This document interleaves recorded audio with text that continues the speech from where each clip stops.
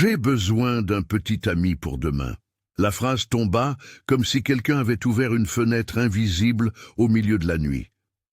Et Ricardo, qui descendait machinalement vers la cuisine, sentit le vide de son appartement se remplir d'une petite fissure humaine. Il s'arrêta dans l'embrasure du couloir, la tasse de café refroidissant entre ses doigts. Les lumières de la ville de São Paulo, loin en dessous, formaient un tapis de néon, et l'appartement, avec ses murs de pierre, ses objets choisis au millimètre et son silence aménagé, renvoyait un écho qu'il avait fini par considérer comme normal. Ce n'était pas la première fois qu'il se surprenait à écouter des bribes de vie. Mais il n'avait jamais entendu, en vivant entouré de confort, la fragilité d'une voix qui suppliait. Isabelle était adossée au plan de travail, le téléphone serré, le visage mouillé. Elle chuchotait comme pour ne pas réveiller les ombres de l'étage inférieur. Ricardo connaissait son pas léger, ses doigts habiles, pour plier, ranger, effacer les traces de vie des autres. Il connaissait aussi ses horaires, les pauses prises entre l'entretien du linge et la préparation des repas. Pourtant, il n'avait jamais posé d'oreille sur ses confidences. Cette fois, quelque chose le retint. Il n'écouta pas la suite intentionnellement. Il resta parce que la voix d'Isabelle posa sur lui, sans le vouloir, une question qu'il n'avait plus entendue depuis longtemps. Qui donc le verrait si ce n'était pas lui-même? Il se rappelait un temps où les regards comptaient. Maintenant, seuls les contrats et les rendez-vous paraissaient exister. Et dans cette phrase, dans cette urgence, il entendit une autre chose, la dignité d'une fille qui ne voulait pas être vue comme une ombre à côté d'une mère malade. Il entra sans faire de bruit, comme on entre dans une église qu'on craint d'abîmer. Isabelle sursauta, essuya ses joues d'un revers de main maladroit, tenta un sourire qui se brisa à mi-chemin. La cuisine, avec sa lumière jaune qui tombait en nappe, semblait soudain minuscule. « Je suis désolé, dit-elle la voix basse. Je ne voulais pas. Ce n'est rien, interrompit-il plus doucement qu'il ne se l'imaginait. Ta voix m'a attrapé. Il avait toujours su comment dire les choses de façon tranchante dans les réunions, comment verrouiller une réponse par un mot. Ici, il se retrouvait à parler comme un homme qui ne savait plus parler. Il fit un pas et se posa sur la chaise en face d'elle, comme quelqu'un qui consent à attendre une confession. « C'est demain, expliqua Isabelle sans qu'on lui demande. Le mariage de ma sœur. Ma mère, elle est très faible ces jours-ci. Elle veut que je l'accompagne, mais elle ne veut pas que je parte seule. Elle dit qu'on doit entrer au bras de quelqu'un, que la famille doit me voir heureuse. Je ne peux pas lui refuser ça, mais je n'ai personne. Et je travaille. Je ne peux pas prendre une journée comme ça, et je ne peux pas mentir à ma mère. Elle ne comprendrait pas. » La logique était simple et tranchante. Il y avait une tradition, une pudeur, un désir de la mère de voir sa fille protégée, et il y avait la réalité du travail, de la précarité et de la fatigue. Isabelle regardait le plan de travail comme si elle y cherchait un appui.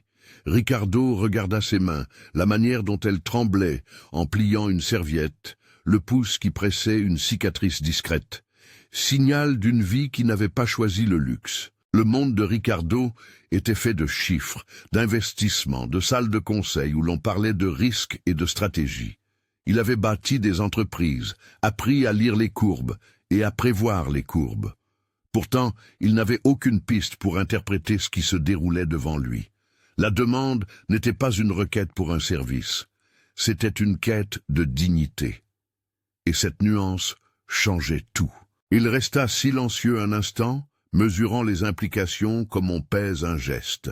Une offre impulsive pourrait être un piège, l'apparence d'un geste charitable utilisé comme dette. Mais il connaissait Isabelle. Elle avait toujours refusé toute compassion qui sentait la pitié. Ce qui lui donna envie d'agir, c'était moins l'idée de réparer qu'une curiosité nasale, une volonté de voir quelqu'un être reconnu. Peut-être surtout, il fut surpris par l'intense jalousie qu'il sentit, jalousie de ne pas savoir comment être utile à quelqu'un d'autre que lui-même. « Si tu veux, dit-il finalement, et ce n'était pas une proposition achevée, juste une esquisse, je peux t'accompagner demain pour la journée. » Le silence qui suivit fut plus lourd que n'importe quelle réponse immédiate. Isabelle leva les yeux, comme si l'énoncé d'une chose impossible venait d'être prononcé. « J'ai vous » demanda-t-elle, l'incrédulité tremblant sur la bordure de sa voix. Ricardo eut un sourire qui ne voulait pas se laisser classer. Il évita les termes « patron » ou « employeur ». Il n'avait pas envie d'aligner l'acte sur un rapport de pouvoir. « Pourquoi pas ?» répondit-il simplement. « Pourquoi pas un jour ?» Avant qu'elle ne réponde, il sentit la nécessité de poser une ligne. Il ne voulait pas être mal compris, ni par elle, ni par lui-même. « Une journée, répéta-t-il. Rien de plus, un accompagnement, aucune entrée en possession de ta vie. » Isabelle le regarda longuement. Sa méfiance n'était pas seulement pour lui. Elle incluait l'idée qu'une main tendue pouvait cacher une obligation. Mais dans ses yeux, il lut aussi le poids de la fatigue, qui devient décision. Après quelques secondes, elle hocha la tête. « D'accord, pour une journée. Mais il y a des choses, des règles. Pas de faux semblants prolongés, aucune dépense de mon honneur. Et si ma mère se sent mal, je pars. » Il accepta sans hésiter. Pas parce qu'il se trouvait un héros, mais parce que, étrangement, il avait envie d'être celui qui tiendrait une place de témoignage dans la vie d'une autre personne. La proposition en elle-même était simple, presque mécanique, mais dans ce geste se logeait une folie discrète, se rendre vulnérable pour donner de la dignité. Il y eut une petite parenthèse dans la conversation, comme si le monde retenait son souffle. Ricardo sentit, pour la première fois depuis longtemps, que sa présence pouvait produire une conséquence immédiate, non sur un marché, mais sur une personne. Cela le changea plus qu'il ne voulut l'admettre. Si cette histoire vous touche, abonnez-vous pour d'autres récits où les vies ordinaires rencontrent des décisions inattendues. Ils passèrent le reste de la nuit à définir ce jour comme on négocie un contrat sensible. Isabelle clarifia sa condition. Elle avait deux rôles injustes, celui de fille et celui d'employé, et ne souhaitait pas confondre les deux. Elle proposa un scénario crédible. Ex-petit ami de longue date revenu pour la cérémonie, quelqu'un que la mère reconnaîtrait comme digne. Ils construisirent des lignes simples. Comment se présenter, quel chemin prendre dans le cortège, quels mots dire à la mère. Ricardo, qui possédait l'habitude des scénarios bien ficelés, se surprit à aimer la mise en scène. La préparation prit la forme d'un rituel doux. Isabelle choisit une robe dans un sac plastique, un vêtement que Ricardo n'aurait jamais remarqué si elle ne l'avait pas montré. La robe avait des nuances de bleu, des broderies qui racontaient un monde plus lent que le sien. Il observa la façon dont elle la tenait, comme on tient un trésor hérité. Elle ramassa aussi une vieille broche, un petit objet métallique que la mère aimait porter lors des occasions. Isabelle posa la broche sur sa paume et la sourit comme on sourit à un souvenir. Ils répétèrent des gestes banals jusqu'à ce qu'ils deviennent naturels. Se tenir au bras, rire juste à temps, baisser les yeux au bon moment. Ricardo s'entraîna à dire des banalités provinciales avec un accent approximatif et se surprit à trouver de la tendresse dans ses maladresses. Ils rirent de petites choses comme la manière dont il confondait les danses ou la façon dont il ne savait pas tenir une serviette de table sans la plier trop pâtie. L'humour allégea la tension. La farce avait besoin d'un fond d'authenticité. Dans les moments calmes, quand les exercices cessaient et que la lumière de la cuisine se faisait plus douce, ils parlèrent. C'étaient des conversations discrètes, comme des touches dans un album photo. Isabelle parla de Sofia, la sœur, qui avait toujours été la plus sûre d'elle. Elle décrivit la façon dont Sofia aimait les fleurs et riait bruyamment, comment elle s'épouillerait de la peine, comme on retire un manteau lourd. Elle évoqua la mère, l'épaisseur des rides, la manière dont elle gardait son grand-mère comme un secret dans la pause du matin. Tout était raconté avec une économie d'images qui rendait tout plus présent. Ricardo répondit en petites portions de vérité. Il parla de la solitude qu'il habitait, non pas comme un malheur à exhiber, mais comme un fait, une chambre au 5e étage où l'on range ses silences. Il n'ouvrit pas sa vie en large, il laissa suffire juste assez pour qu'Isabelle puisse comprendre que ce geste n'était pas une sorte de divertissement pour lui, mais une décision qui pesait. La nuit passa, et avec elle, une intimité nouvelle. Il n'y avait pas de touche inappropriée, aucune exploitation. Juste deux personnes accordant leur timbre, apprenant à se tenir côte à côte. Le patron et la patronne, non, l'employeur et l'employé, se transformaient en compagnons d'une mise en scène qui promettait, si la fragile mécanique tenait, de redonner à Isabelle quelque chose de sa fierté. Le matin venu, avant le départ, Ricardo prit la liberté d'offrir quelque chose d'autre. Il savait que, dans la vie d'Isabelle, l'absence de ressources dictait souvent des limites. Mais il s'abstint d'ouvrir son portefeuille comme on ouvre la porte d'un refuge. Au lieu de cela, il proposa une sécurité, si la mère nécessitait un soin immédiat et qu'Isabelle n'avait pas les moyens de répondre, il arrangerait tout avec discrétion.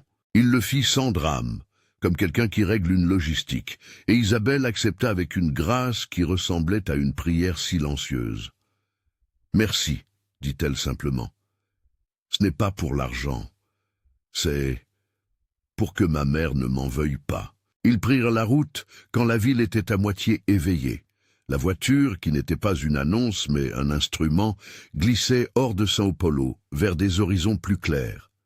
Ricardo conduisait comme il conduisait sa vie, précis, sans laisser trop d'espace au hasard, mais aujourd'hui, ce calcul semblait moins sûr. Il jeta des coups d'œil vers Isabelle, avec une curiosité devenue crainte douce.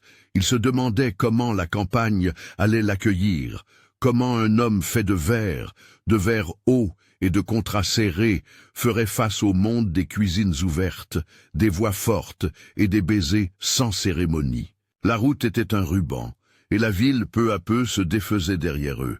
Les bruits se modifiaient, adieux aux klaxons, entrée dans le chant discret des oiseaux et le vent qui froissait des herbes. Isabelle regardait le paysage avec la sérénité de ceux qui s'y sentent appartenir. Elle indiquait des endroits, un arbre où elle allait enfant, une maison qui appartenait à une cousine, et racontait des épisodes, des petites victoires, des temps où l'argent manquait, mais où la musique ne cessait pas. Ricardo buvait tout cela comme s'il recevait des leçons de géographie émotionnelle. Il se surprit à apprécier les odeurs, la terre humide après une pluie récente, le pain chaud dans une boulangerie de village, le café qui sentait moins le design et plus la vie. Chaque parfum était une note qui lui rappelait l'absence d'odeur dans son appartement immaculé. Il sentit aussi l'importance de paraître discret, non seulement pour la maman d'Isabelle, mais pour l'intégrité de l'action. La voiture ralentit à l'entrée du village. Les maisons semblaient converger vers la place centrale, où une église basse et blanche tenait lieu d'horloge. On voyait des gens aller et venir avec des paniers, des voisins qui se saluaient par des gestes amples et des enfants qui riaient aux éclats. Ricardo sentit, comme on ressent un frisson de courant, que ce monde n'était pas fait pour lui. Et c'était exact. Il n'était pas fait pour ce monde. Mais il n'était pas non plus complètement étranger à la sincérité que l'on lisait sur les visages. Ils arrivèrent à la maison d'Isabelle sous un faible soleil. La porte s'ouvrit sur des plis de tissu, des voix qui se croisaient, des mains qui se pressaient. La mère, plus petite que ce qu'il avait imaginé, tomba dans ses bras au moment même où Isabelle avança pour présenter l'homme que Ricardo était désormais censé être. André, avec un prénom simple et solide. Il sentit la chaleur d'un accueil non pas tempéré par la curiosité, mais par la reconnaissance. On accueillait celui qui venait offrir un bras, un visage dans une journée qui devait convenir à la famille. La mère observa Ricardo avec une intensité presque scientifique, comme si elle scrutait son cœur à travers sa chemise. Puis elle posa sa main sur son avant-bras. Ce contact, aussi bref soit-il, fit tomber une barrière entre l'homme sophistiqué et l'humaine qui venait de lui sourire. Isabelle prit la main de sa mère comme pour transmettre la paix qu'elle avait demandée. Ricardo comprit que ce geste qui, pour lui, avait été une chose à organiser, pour elle était déjà la réunion de fragments anciens. Les heures qui suivirent s'égrenèrent selon une logique que Ricardo apprit à accepter. Rituel de préparation, une table dressée avec impatience, la visite chez le coiffeur improvisé, des histoires racontées à voix haute pour remplir les espaces vides. Il fut introduit à la famille avec une simplicité qui ôtait toute prétention. Les oncles plaisantèrent sur la hauteur des assiettes. Les tantes inclinaient la tête pour jauger la sincérité. Les voisins venaient apporter des plats, comme on apporte des constats d'amour. Il y eut un moment, la veille du mariage, où Ricardo se retrouva seul sur la petite terrasse, la lumière du couchant colorant les tuiles d'un brun doré. Isabelle l'y rejoignit, portant une tasse de thé que sa mère lui avait préparée. Ils ne parlèrent pas tout de suite. On entendait au loin le son d'une radio et la rumeur d'une ville qui préparait une fête. « Tu es calme, dit-elle finalement, comme pour briser une vitre. Est-ce que tu regrettes ?» Il sentit que la question ne cherchait pas un discours, elle voulait juste savoir s'il se tenait à la décision. Il pensa à retourner au silence, à inventer une raison élégante, mais choisit la sincérité la plus courte qu'il eût. Un peu. Mais pas pour les raisons que tu imagines, je regrette de ne pas m'être engagé à ce qui compte avant. Isabelle leva les yeux, intriguée. Et qu'est-ce qui compte, à ton avis? D'être vue, répondit-il. Simplement ça. Elle eut un petit rire qui contenait une larme. Le rire ne se moquait pas, il accueillait l'énoncé comme une vérité qui pouvait être pose, elle aussi. « Tu feras bien demain, dit-elle. Tu sais déjà faire ce qui compte. » Il la regarda longuement. Dans le pâle du soir, il y avait un commencement. La moindre accolade leur rappela qu'ils n'étaient plus seulement deux silhouettes dans un appartement de luxe, mais des personnes qui partageaient désormais une direction. Ricardo pensa à la folie de son propre geste, répondre à un appel avec sa propre présence et à l'effet d'entraînement qu'une décision légère peut produire. Le lendemain, quand les invités commencèrent à affluer, la maison vibra d'une énergie qui n'était pas feinte. Les voisins, des cousines habillées jusqu'aux genoux, des enfants qui couraient, des conversations faites de bribes et d'interminables salutations. Ricardo sut, à chaque sourire échangé, qu'il devait tenir une place à la fois discrète et visible. C'était une ligne mince, être assez authentique pour ne pas paraître un comédien, mais assez distant pour ne pas voler la vérité. La cérémonie se déroula dans la chaleur solennelle d'une église pleine. Les bancs étaient polis par des générations, la voix du prêtre était douce, et au milieu de tout cela, Isabelle marchait, et il tenait son bras. Il sentait son pouls contre son avant-bras, comme une musique qu'il avait apprivoisée. Les regards allaient et venaient. Certains cherchaient une information, d'autres se contentaient d'un sourire. À un certain moment, on invita tous les couples à s'embrasser pour une tradition locale, et Ricardo, sans en faire une pièce, posa ses lèvres sur celles d'Isabelle. Le baiser fut d'abord mécanique, un geste qu'ils avaient répété, mais quelque chose changea. Il sentit un frisson qui n'appartenait pas à la performance. C'était la ligne où la farce se fissurait. Le baiser continua un instant de plus, et dans cette seconde supplémentaire, un espace d'authenticité s'ouvrit. Les mains se trouvèrent avec une facilité qui surprit les deux. Ils se séparèrent avec la conscience lourde d'une frontière déplacée, et le monde autour d'eux reprit sa course, comme si rien n'avait changé. Mais pour eux, quelque chose avait basculé. Ricardo savait que la décision qu'il avait prise, si monstrueuse dans sa simplicité, venait d'engendrer une possibilité dont il ne mesurait pas la taille. Isabelle, de son côté, ressentit un mélange de peur et de libération. La peur de perdre la seule sécurité connue, et la libération d'avoir été reconnue non pas comme une ombre, mais comme un cœur capable d'attirer un autre. Ils rentrèrent ce soir-là dans la petite maison sous les lampes basses, l'air chargé de musc et de restes de gâteaux. Dans le couloir, avant de monter, Isabelle se tourna vers lui. « Demain, si tu veux, nous ferons comme avant, » dit-elle doucement. « Je veux que... rien ne t'engage si tu ne veux pas. » Il la regarda. Son visage était éclairé par le reflet d'une bougie, et il comprit que la vraie décision ne se prenait pas dans une cuisine de luxe, ni dans le bureau d'un dirigeant. Elle se prenait là, dans la vulnérabilité des deux, dans l'espace entre dire et faire. Il prit sa main non pour la tenir comme un employeur, mais pour la remercier de lui avoir laissé entrer. « Je veux continuer, » dit-il. « Pas pour un show, mais pour apprendre. » Ils montèrent, laissant le monde en bas. La maison s'endormit, et abstraction et hésitation les suivirent jusque dans la chambre.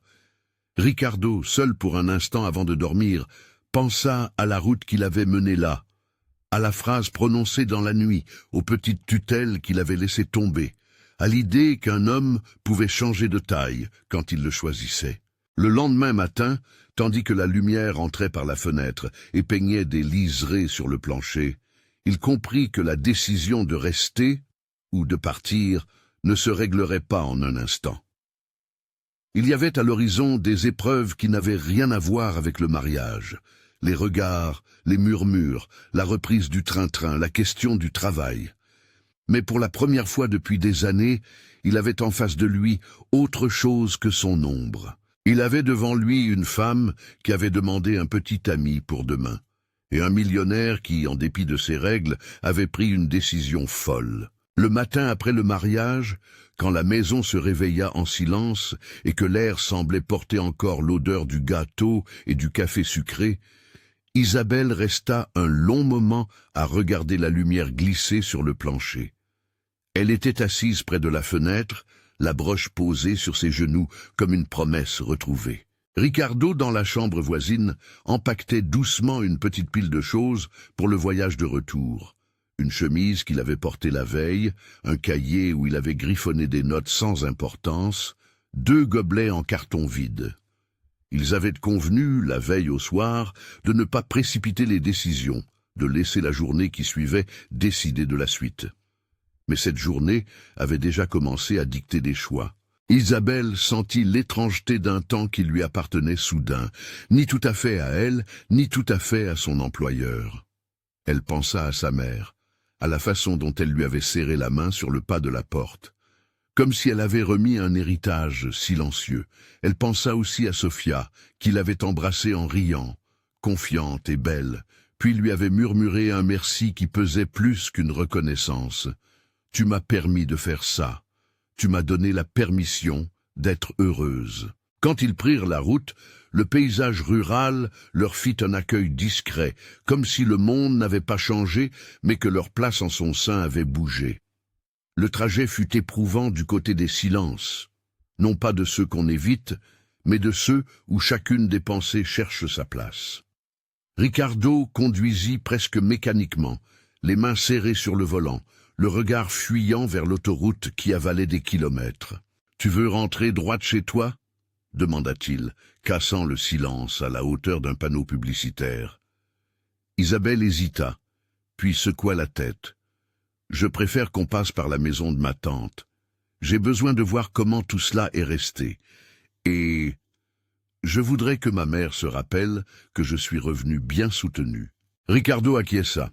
Il acceptait désormais les détails qui ne concernaient pas les chiffres, la manière dont un visage pouvait être rassuré par la présence d'une autre personne.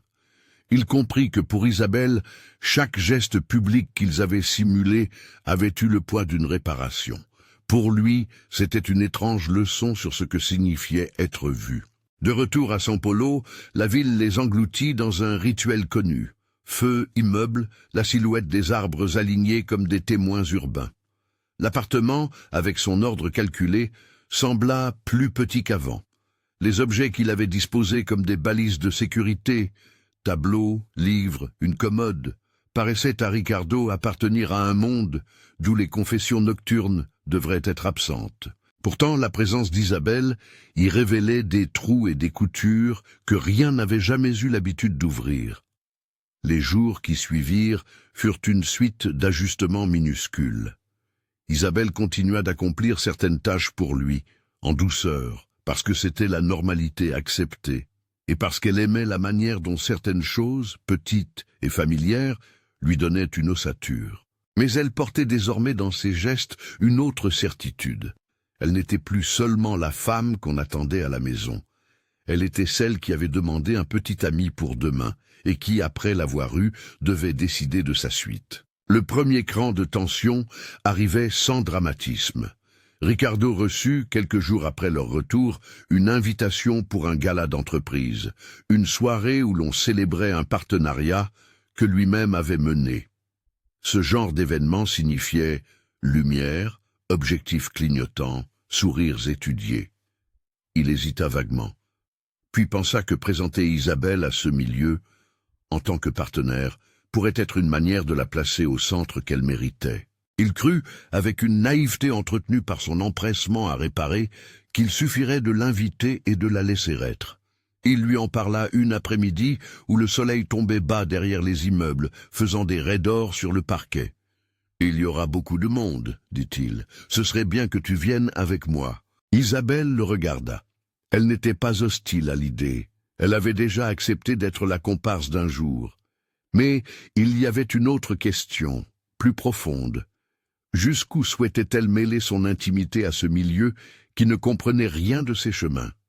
« Je viens si tu es certain que tu veux que je vienne en tant que ta compagne, et non comme ton employé qui fait acte de présence, » dit-elle calmement. « Je ne veux pas être une curiosité. » La formulation laissa un silence. Ricardo comprit, soudain, que sa décision de l'inviter, sans plus de précision, aurait pu être interprétée comme un geste d'exhiber, et non d'intégrer. Il prit une lente respiration, puis posa sa tasse de café. « Je veux que tu viennes comme je l'ai dit hier, pas comme une curiosité. Je veux que les gens sachent que tu es quelqu'un qui compte pour moi. Mais je veux faire cela correctement.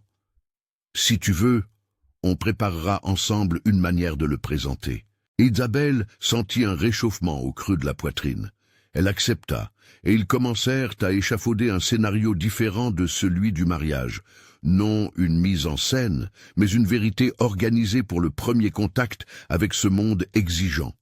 Ils travaillèrent sur des phrases simples pour se présenter, sur un état d'esprit à adopter, sur les limites qu'elle souhaitait imposer. Ricardo s'avança dans des territoires où il devait apprendre la pudeur d'un regard. Qui parlerait de son passé? Qui poserait des questions indiscrètes?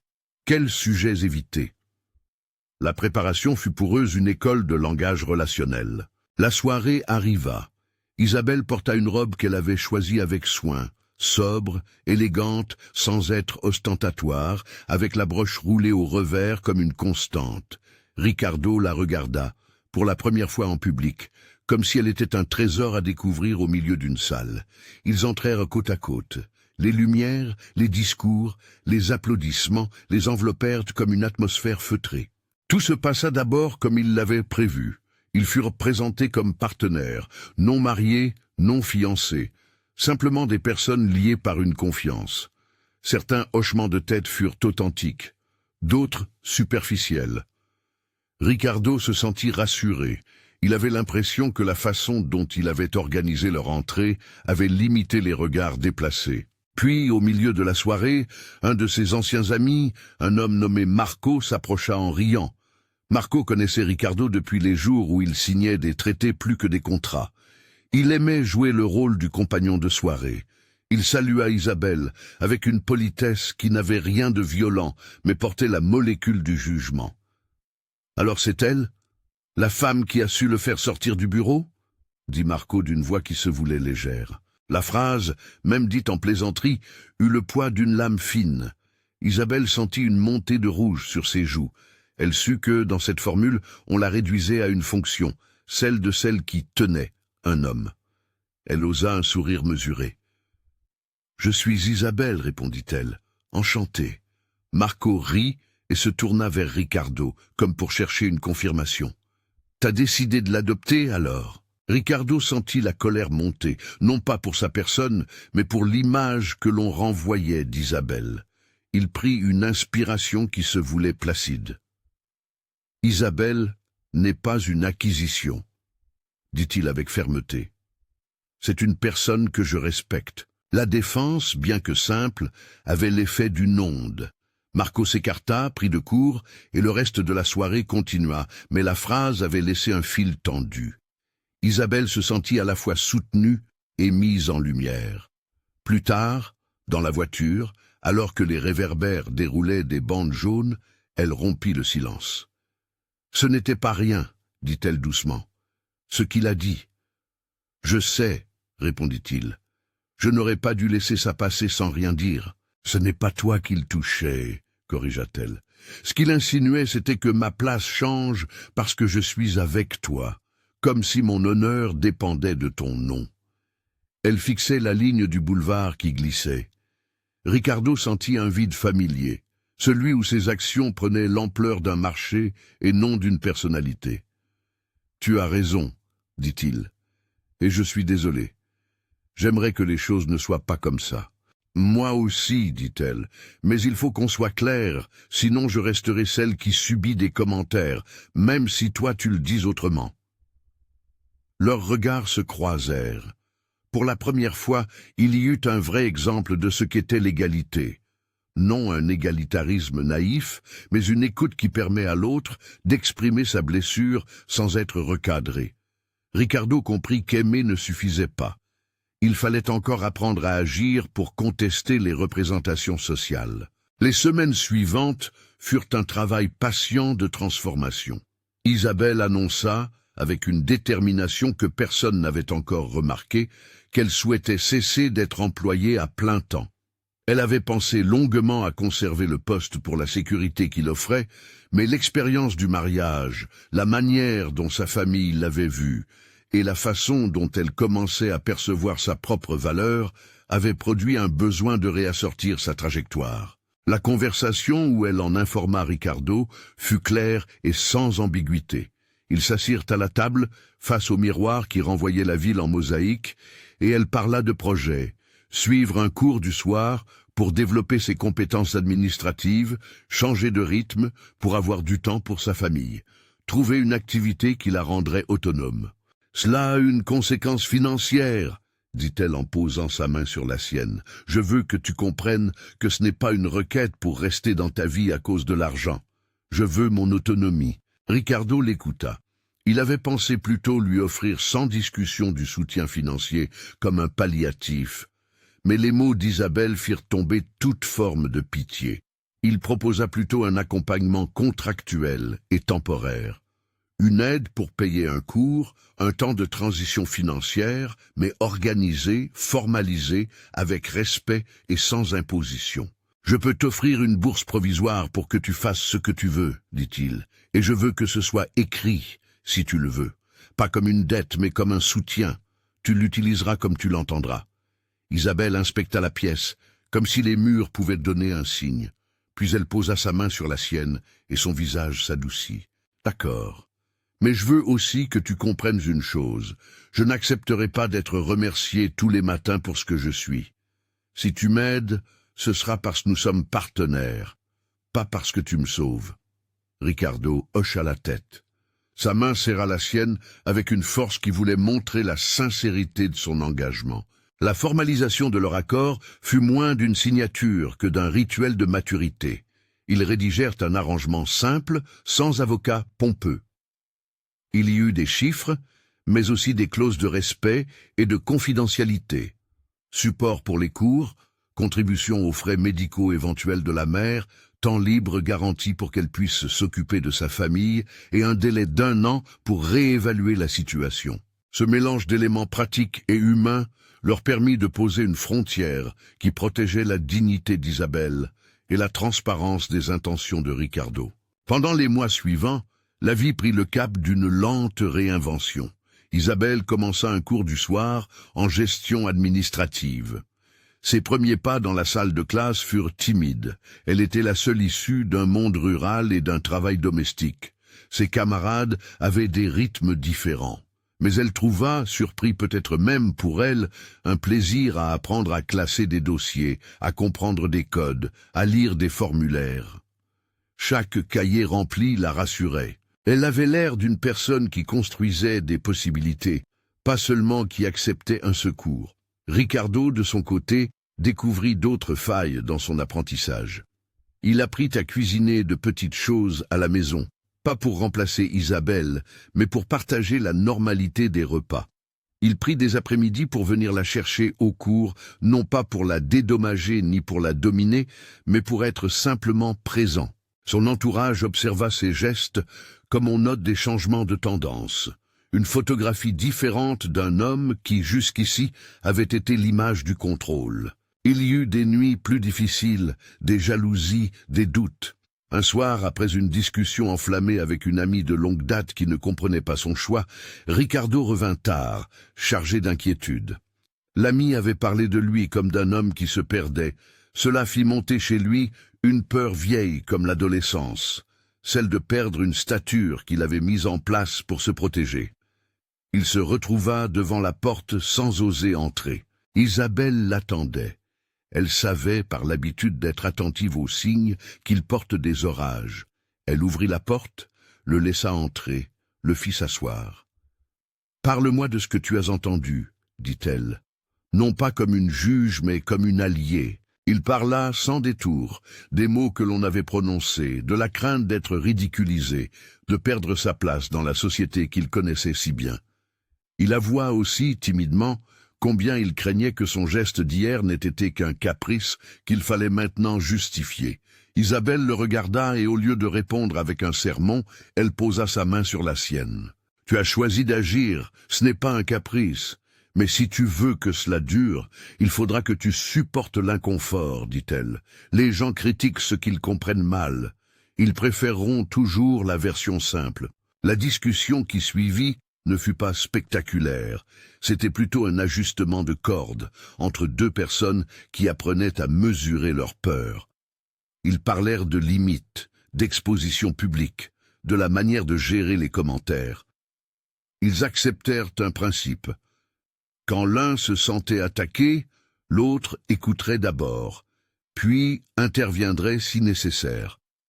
Ce contrat invisible de respect les aida à traverser quelques tempêtes. Un épisode marquant survint lors d'un dîner où une collègue de Ricardo, Léa, suggéra en public que la relation naissante n'était que romantisme de circonstance. L'humiliation d'Isabelle fut palpable. Elle quitta la table brusquement, laissant Ricardo face à l'embarras. Il la suivit dehors, la pleine lune les regardant comme un témoin impassible. Elle était assise sur une marche, le visage fermé. « Je ne veux pas me battre pour exister, dit-elle. Je veux juste être reconnue, sans devoir me défendre à chaque fois. Je me sens toute petite. » Ricardo s'agenouilla devant elle, non pas dans la posture d'un patron qui implore, mais dans celle d'un homme qui demande comment réparer. « Je ne savais pas que tout cela te ferait si mal, » murmura-t-il. « Je suis désolé. » Il ne trouva pas de solution immédiate. Ce qu'il fit fut de lui proposer une mesure concrète. Il demanda à Léa de s'excuser en privé, sans spectacle. Il fit plus. Le lendemain, lors d'une réunion, il évoqua devant le groupe la valeur du respect et la nécessité de ne pas réduire une personne à un commentaire. Son discours ne fut pas théâtral, mais il agit. Pour Isabelle, le geste eut la force d'un soin. Il n'effaça pas la douleur, mais il démontra que Ricardo était prêt à agir contre l'insulte. Avec le temps, les blessures se refermèrent, mais la vie ne devint jamais simple. Ils durent affronter des regards et parfois des chocs ouverts. Certaines familles de clients trouvaient la situation exotique, d'autres amis se retiraient. Mais il y eut aussi des ouvertures inattendues, un voisin qui complimenta Isabelle pour son sourire, un professeur qui la prit en exemple pour son sérieux, une cousine qui l'appela pour demander des conseils sur un déménagement. Le moment clé survint 3 mois après le mariage. Ils avaient traversé des hauts et des bas. Ils avaient signé un accord, suivi quelques cours, fait face à des conversations difficiles. Ce soir-là, il pleuvait à São Paulo d'une manière lente, comme si le ciel faisait une toilette de la ville. Ricardo proposa une promenade sous un parapluie grand, qu'ils partageaient comme une petite arche privée. Ils montèrent vers la colline, où il y avait une petite place, avec une vue sur la ville. Les lumières scintillaient, lavées par la pluie. Ils s'arrêtèrent près d'un banc. L'air sentait la terre mouillée, et quelque chose comme la promesse d'un recommencement. Ricardo regarda Isabelle. Il avait pris l'habitude, dans ces derniers mois, d'apporter des objets qui semblaient n'être que symboles, un cahier pour étudier, un livre de recettes, un bouquet de fleurs simples. Mais ce soir, il ne tenait rien d'autre que ses mains. « Je voulais te parler, » commença-t-il. « Pas de contrat, pas de promesses écrites, juste toi et moi, face à ce que nous sommes devenus. » Isabelle l'écouta, sa silhouette éclairée par une pause de lumière rouge à l'intersection. Il y avait dans ses yeux une combinaison de prudence et d'espérance. « Je ne suis pas sûr d'avoir tout fait parfaitement, dit-il. J'ai blessé des sensibilités, j'ai été maladroit, mais je sais une chose, je veux continuer à essayer, avec toi, sans te posséder, sans te sauver, apprendre, être présent. » Isabelle sentit sa gorge se nouer. Elle qui avait tant craint la pitié percevait maintenant la patience. « J'ai quitté mon travail parce que je voulais cette chance, dit-elle, pas parce que je pensais que tu allais me sauver. Mais j'avoue que parfois j'ai eu peur. J'ai eu peur que tout cela s'arrête comme une rumeur. Alors je demande ceci, dit-il doucement. Donne-nous une chance vraie. Pas une comédie, pas une obligation, mais une relation où je m'engage à être honnête et où tu m'engages à te dire quand je me trompe. » Il y eut un silence qui ne cherchait pas à être comblé. Les gouttes continuaient à tomber, petites et obstinées. Isabelle prit sa main, la posa dessus, comme on vérifie une température. « Je veux essayer, » répondit-elle. « Mais je veux que tu saches ceci. Si je te fais confiance, ce sera parce que tu me respectes, parce que tu respectes mes choix, pas parce que tu changes le monde pour moi. » Il sourit, cette fois sans retenue. Il savait la difficulté de la route, mais il ressentait plus clairement ce que l'Empire n'avait jamais pu lui donner, la présence d'une personne qui choisissait d'être avec lui. Ils s'embrassèrent, non pas dans un geste amplifié, mais dans une proximité qui disait « Nous sommes deux ». C'était un baiser qui scellait la décision de tenter une vie ensemble, avec les garde-fous qu'ils définiraient au jour le jour. Les mois suivants furent faits de petites victoires. Isabelle finit son premier module de gestion. Elle fit un stage à temps partiel dans une association qui aidait des familles à gérer des responsabilités administratives. Elle trouva une fierté nouvelle à remplir des formulaires qu'elle comprit désormais. Ricardo, lui, prit des décisions qui l'éloignèrent parfois d'habitudes anciennes. Il limita certains déplacements nocturnes. Il apprit à demander de l'aide pour ce qu'il ignorait. Il accepta d'aller à une séance de thérapie de couple à la demande d'Isabelle.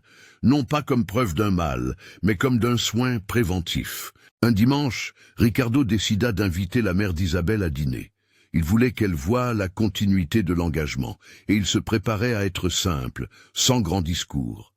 La mère arriva, un peu méfiante, mais ouverte. Le repas fut sans fausses notes. Ils parlèrent de recettes, de souvenirs, de petites choses. À la fin, la mère prit la main d'Isabelle et posa son regard sur Ricardo. « Merci pour ce que tu as fait, » dit-elle, avec une gravité qui n'était pas de la dette mais de la gratitude. « Mais je veux que tu saches une chose. Si tu tiens ma fille, tu dois tenir aussi sa liberté. Comprends-tu cela ?» Ricardo sentit la profondeur de la demande. Il hocha la tête, sincère. « Je comprends, » répondit-il, « et je veux apprendre. » La bénédiction n'était pas une cérémonie solennelle. C'était un échange de regards, un accord tacite. Pour Ricardo, entendre ces mots venant d'une femme à la vie rude fut une sorte de consécration. Le vrai clou du parcours arriva lors d'une soirée simple, 1 an et quelques mois après la phrase prononcée dans la nuit. « J'ai besoin d'un petit ami pour demain. » Ils étaient seuls à la maison. Isabelle avait accroché la broche au col d'une veste qu'elle portait sur l'épaule. Ricardo, assis sur la terrasse, regardait la ville s'allumer comme un réseau de points. Il prit une grande respiration. « Je ne sais pas si je suis prêt à dire beaucoup de choses jolies, » dit-il. « Je ne suis pas un homme de grandes phrases, mais j'ai appris à connaître 2 vérités. La première, c'est que je veux être avec toi. La seconde, c'est que je veux être suffisamment honnête pour te demander si tu veux la même chose. » Isabelle sentit sous sa peau un écho de la première nuit. Pas la même fragilité, mais la même possibilité. Elle pensa à la route parcourue, les préparations maladroites, le mariage, puis les mois d'efforts, la nuit où il la suivit hors du dîner, les cours, l'accord signé. Tout cela ne rendait pas l'avenir lisse, mais il le rendait choisi. « Je veux, » dit-elle enfin, avec prudence. « Mais oui, je veux construire quelque chose que nous choisirons chaque jour. » Ricardo sourit comme on respire pour la première fois depuis longtemps. Il se leva, prit dans son tiroir un petit écrin. Ce n'était pas une montre, ni un diamant éclatant, mais une petite boîte contenant une simple broche en métal, réplique discrète de celle que la mère lui avait confiée lors d'un moment où il avait aidé à la retirer avant une baignade. Ce n'était pas un symbole de statut. C'était un emblème du chemin qu'ils avaient parcouru. « Je ne te propose pas une promesse d'or, dit-il. Je te propose ma disponibilité. Je te demande d'être à mes côtés pour apprendre comment être meilleur. » Isabelle prit l'écrin, l'ouvrit. La broche était petite, presque insignifiante à l'œil nu, mais son poids dans la paume parlait d'une attention continue. Elle sentit une bouffée d'émotion et, sans plus de cérémonial, posa la broche sur sa veste. Ils se sourirent. Le geste n'avait pas la grandeur d'une demande en mariage. Il avait la simplicité d'un engagement quotidien. Rester, choisir, travailler ensemble. Le dernier plan s'ouvrit quelques mois plus tard. Ils avaient emménagé ensemble, lentement, commençant par des nuits partagées, puis des semaines. Avec le temps, Isabelle apporta quelques objets de sa maison d'enfance. Une petite tasse ébréchée, une nappe usée au motif de fleurs, la broche, sa place sur l'épaule. Ricardo accepta de réduire son mur d'objets soigneusement disposés et quelques cadres de famille apparurent, discrets. Un soir d'été, sur la même terrasse, où il avait trouvé la phrase qui avait tout déclenché, ils s'assirent côte à côte. La ville s'étendait sous leurs pieds, un tapis de lumière qu'ils avaient appris à partager. Isabelle sentit la vie lui sourire, non pas parce qu'elle avait été sauvée, mais parce qu'elle avait choisi d'entrer dans une histoire commune. Ricardo regardait l'horizon, l'air plus léger qu'il ne l'avait été depuis des années. « Tu te souviens de la première nuit ?» demanda-t-il. « Oui, » répondit-elle, comme si tout commençait là, dans cette phrase qui t'a réveillé. Ils se tinrent la main, sans autre mot.